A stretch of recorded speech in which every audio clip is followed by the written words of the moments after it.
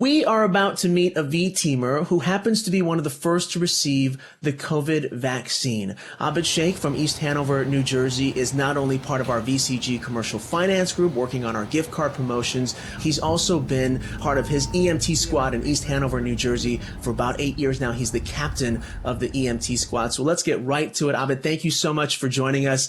Tell us about your work volunteering as an EMT. So it started with being in a situation where I felt like I wish I knew I could do more. I had young kids and they would get into all kind of trouble and, we had to put bandages on, things like that. So first I learned about first aid and then I reached out to my local squad and turned out there was a need there for people to help. And now it's been almost 8 years that I've been involved with my squad. So. Living the true Verizon purpose, forward together, a citizen of not only our company, but of our world. Tell us what being an EMT has been like during this pandemic. It's been tough.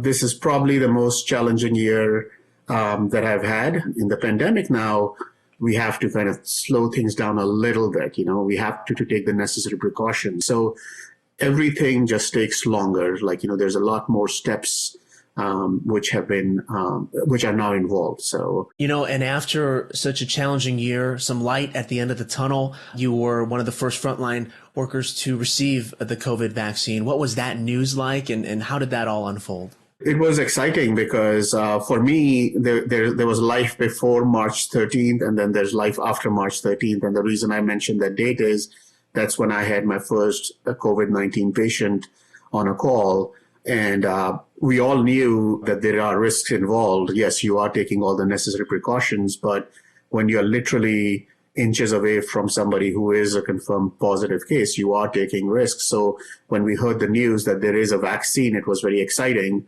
And I signed up as soon as I could. And I was fortunate to, get it. And it's one additional layer, safety layer.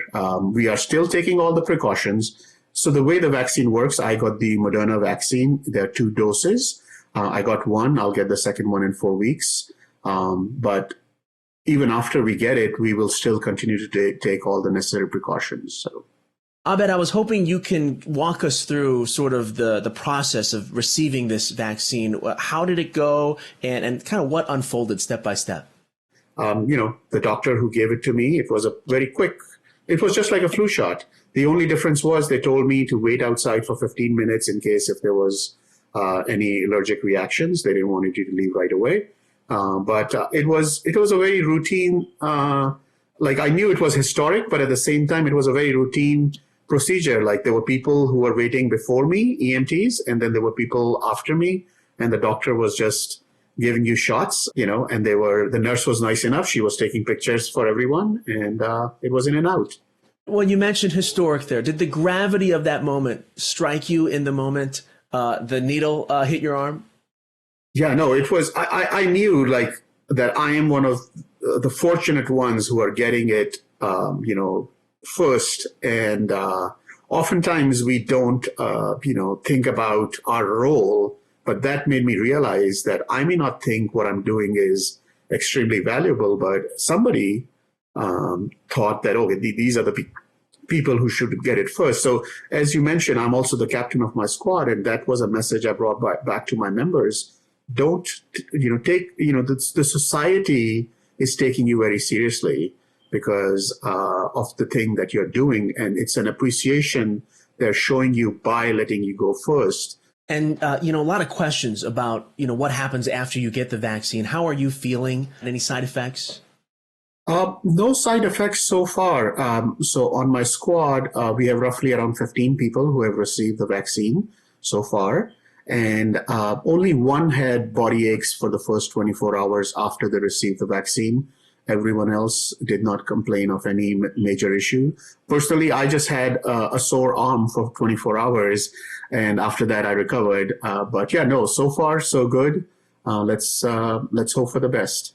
If I can just ask you, during this whole journey, did you ever question whether this volunteer work was something you wanted to continue? Because obviously there's a huge challenge, and we know that our frontline healthcare workers are constantly, in front of some great challenges. What did you tell yourself when it got really challenging?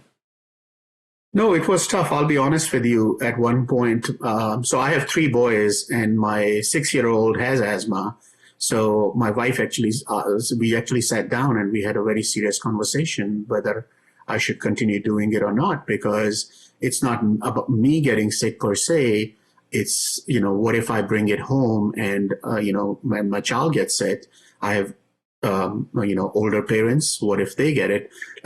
So it was so my thinking was somebody has to do it. And especially at this time, there is such a shortage and there's such a strain on the system that somebody has to do it. So yes, there is a risk involved, but somebody has to do it. And I decided, let me continue. That's why I do it in my town. Like if my family member was in need, I would hope somebody shows up. So how can I expect somebody to show up for me if I don't show up for others? So that's basically what kept me going.